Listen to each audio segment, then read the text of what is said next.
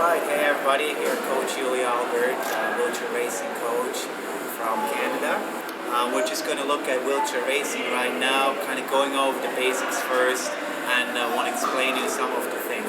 We have our athlete here today is Ben Brown, bronze medalist at nationals, also finalist at the games, and junior development team member with Team Canada.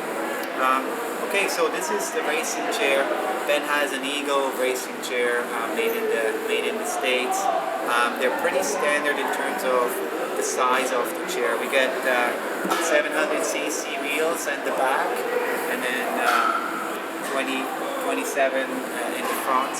So pretty standard in terms of that. As you can see, there's a steering tree. This here, the top one, will be to steer on the road. Okay, so steers both ways. Has a little brake on top. Not necessarily for quick stops, but more to slow you down as you're doing a race. On the bottom here, you see the compensator. This thing we will be using on the track. So as you can see, it has two settings. One setting makes the chair go straight. The other setting makes the chair go on an angle. Depending on what lane you're in, you have to set the angle different. So if you're in lane 1, you got to set the curve more steep than in lane 8, for example, where you need a wider radius. So this is one of the basic things when it comes to steering. Usually when I have a new athlete, it takes them almost a year to just get the hang of it, what it takes in terms to adjust those angles. As we're looking at the hand rims, Ben will be pushing on the hand rims. These are customized made hand rims, and you get them from Eagle, for example. You get a tire rubber on there. This is another rubber that we chose to do with Michelin tire. You will see that Ben has these gloves, racing gloves right here. We are choosing to go with soft gloves. There's also another thing called hard gloves. I would recommend for anybody who starts out to start out with the soft gloves, just because it's easier for you to do a good, nice push and have a smoother transition. Then you just want to put on the gloves and demonstrate how you would hit the rim.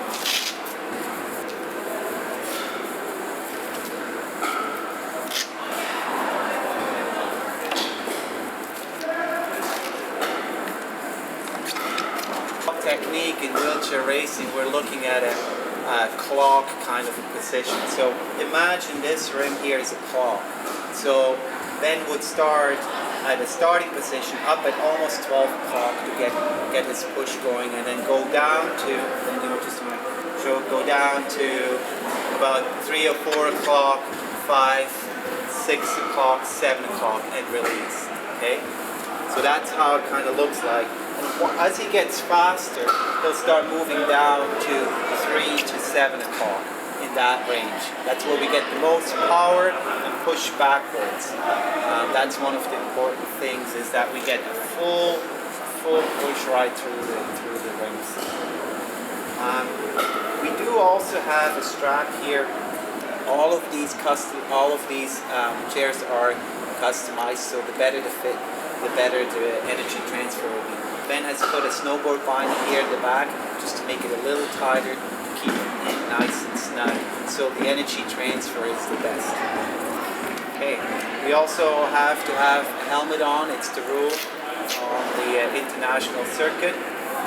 Some athletes don't really like it that much, but it's the rule now. They instated that since 2013. So Ben chooses to go with a skate helmet. He finds that the most comfortable. If you want to mention about the leg strap here, because that's... Yeah. Another thing that we did for Ben was actually, if you look at it from the front, that once again gives some more rigidity to stay in the chair and keep him as snug as possible. The more snug we can keep somebody in the chair, the better they run. You can kind of compare it a little bit with a running shoe. You want to have a nice, good fitted running shoe. If your shoe is too big or too small, you won't be running. Okay, so for warm-up, again, it's a lot of the action is happening through the wrist, elbows, and shoulders. So we want to make sure you're nicely warmed up. before you get going with the racing chair. We do rotation to the left and to right. 10 to 15 rotations usually is enough just to get the fluids going in your joints. Same thing with the elbow. Get some elbow rotation in to the left and to the right. Just do 10 of them.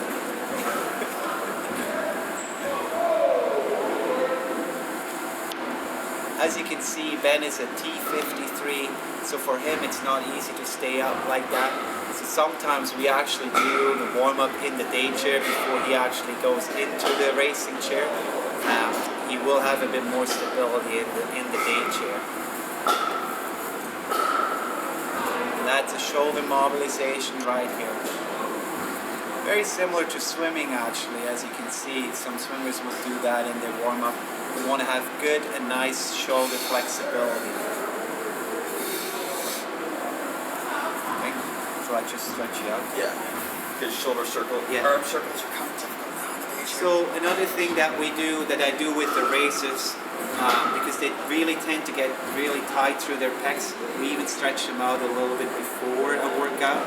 So I always give them a good stretch, putting my hand on their shoulder blades and pushing up through their arms.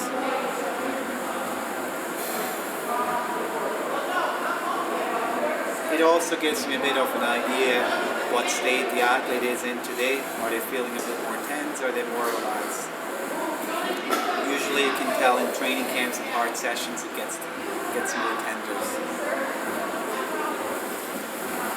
Another stretching exercise that we usually do before the workouts is the shake up. So I would hold their hands in front and just shake it out for about 10 seconds.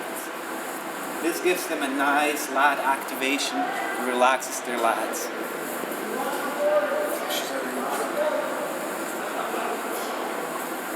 I put my knee in front of the chair so that I can pull on his arm. Otherwise the chair would roll away.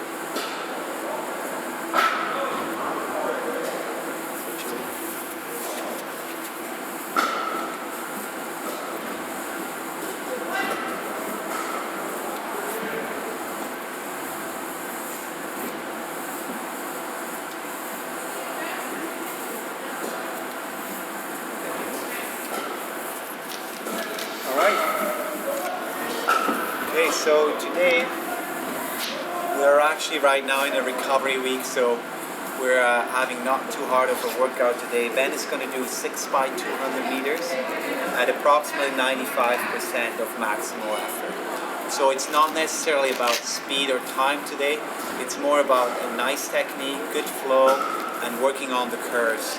We will be talking about curves and that later on. But we're going to have, the focus today is technique and flow. And what I mean with flow is having a nice, good rhythm. Okay? So getting a good fast start. Yeah. Because that's what I was thinking about this morning. Good start. Yeah.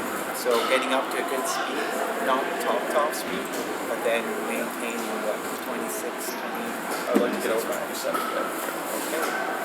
Just stay at 95%. Don't push it too hard. I want you to be nice and relaxed. Okay, it's not about world records today. It's about It never is about world records.